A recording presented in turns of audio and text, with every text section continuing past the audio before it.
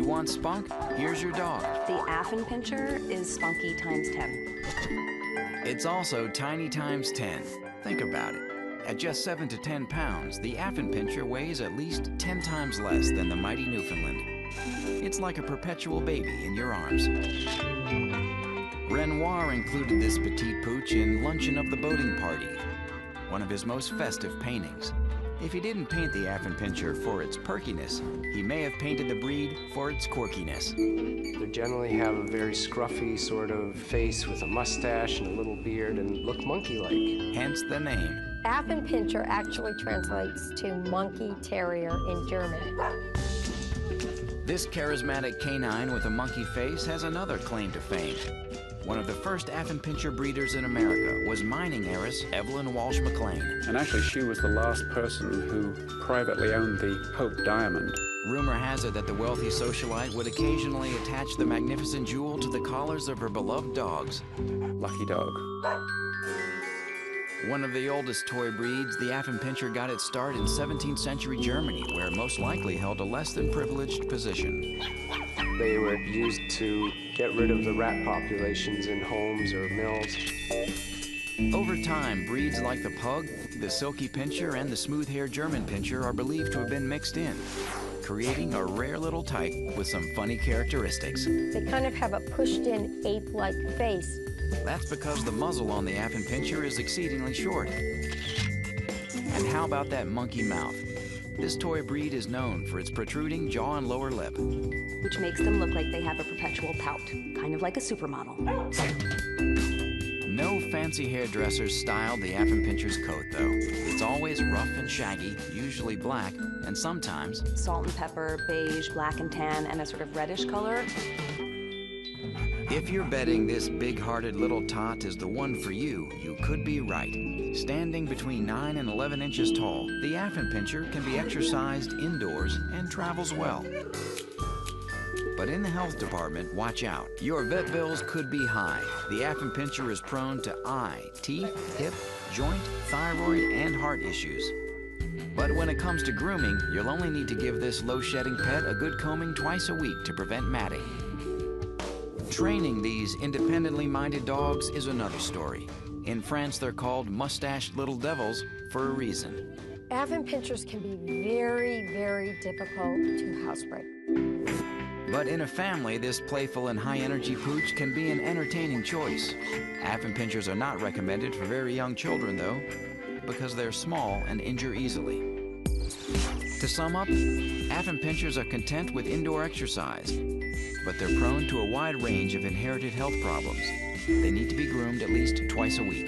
Training them can be difficult, but in a family, they're lively pets. They're just not recommended for small children.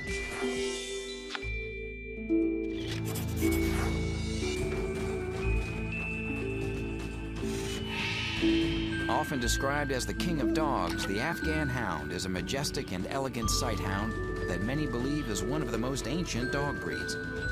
Legend has it that the Afghan hound was the dog rescued on Noah's Ark. The first known country that we're absolutely sure that it came from is Afghanistan, hence the name Afghan hound. And if you go back to Afghanistan, you can see Afghans depicted on the walls in the northern caves of Afghanistan. Instead of hunting by scent and endurance, Afghan hounds, like other sight hounds, hunt by speed and sight. Afghans were actually bred to hunt gazelle and deer and leopards, so you can imagine how fast they must be.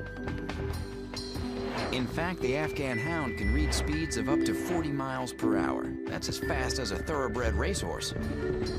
What makes these dogs so fast and sure-footed is the conformation of their hips. Set high and wide apart, they enable the Afghan to change direction quickly and to cover the uneven terrain in the Afghanistan mountains. Today, this breed has become a luxurious pet in America and Europe because of his aristocratic beauty. Afghans are definitely sort of like the runway supermodel of the dog world. This cover canine has been featured in print, film, and television, even inspiring Picasso to create his untitled sculpture molded after one of his own beloved Afghan hounds. There are not many things that are as beautiful as watching an Afghan with that flowing coat and the very elegant way they hold their head up high. They're beautiful, beautiful dogs. Developed to protect them from the harsh weather at high altitudes, the first characteristic that makes this dog so remarkable is its long, silky coat. And the flowing coat is really their signature look. The second characteristic is their dolichocephalic skull. This is a long, narrow-shaped skull with the length being 3 times longer than the width. Shorter-nosed dogs, like the boxer, have a narrower field of vision, as low as 180 degrees, while a sighthound, like the Afghan hound, has a field of vision up to 270 degrees. The third characteristic is their distinctive ringed tail. Afghans have a very striking tail that actually curls into a point at the end. They also have a tendency to get that beautiful curled tail stuck in things or injured. While they might have fragile tails, the bonds Afghans develop with the humans they love are unbreakable and profound. If you're thinking of owning one of these extraordinary dogs, here are some things to know. The average lifespan of these dogs is 14 years, and they're quite healthy. However, they are hypersensitive to pain, and even small injuries can cause them great discomfort. The Afghan hound needs at least 1 hour of physical activity every day where they can run at full speed. But remember, these dogs are sight hounds. If they see something small running, they're going to chase it. So they should be fenced in, and they should always be monitored whenever they're being exercised. Experienced and gentle dog owners do best training this breed. Good girl. Their sensitivity has an upside, making these dogs delightful family companions that thrive with loving and calm owners. While beautiful, their long, thick coat demands an enormous amount of grooming. You do need to make sure that every day you at least run a brush through their coat to make sure they're not matted. So in general, Afghan hounds do best in calm environments and need about an hour of exercise every day. While a sturdy breed, Afghans are hypersensitive to injuries. Their long coats require daily grooming, and they're best trained by an experienced, gentle hand. Lastly, the Afghan thrives in a family with older children.